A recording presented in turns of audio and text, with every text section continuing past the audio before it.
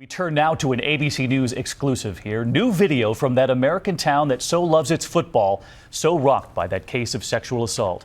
Tonight, for the first time, we see the police interviews with some of the teenagers who watched it unfold, some of them recording it. And tonight, new questions for any parent with a kid who has a cell phone. Can they be held accountable for what they capture on their phones and not acting on it? Here's my 2020 co-anchor, Elizabeth Vargas, tonight.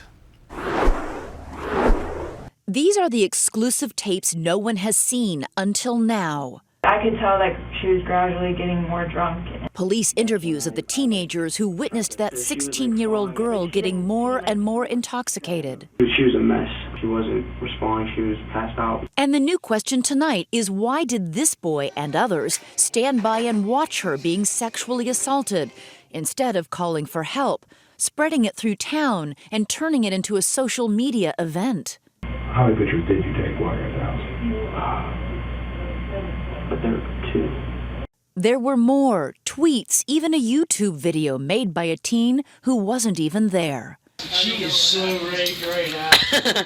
And this graphic photograph of the boys who would later assault her, carrying her seemingly unconscious body. Investigators now want to know, how could so many honor students, athletes, all American kids stand by and let this happen without anyone calling for help?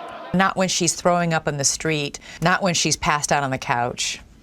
Exactly. A lot of teens are drinking alcohol. They have just, entered that phase where decision-making is completely gone out the window. Days before that guilty verdict, one of the football players at the center of the case told us exclusively of the teen's mindset that night. If I would have thought that somebody was being raped or anything like that, I would have stopped it. Because that's been a lot of the criticism of the other boys in the case. Everybody was sort of laughing at her, but nobody was helping her. Yes, I really just think that everybody was just had a few drinks in them and they wasn't really thinking.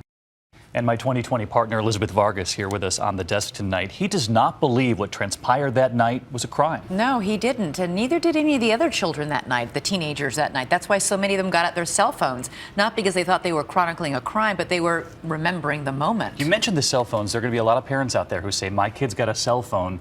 Can they be held accountable for what they rolled on? Well, that is potentially possible. In Ohio, it is a felony to fail to report a crime.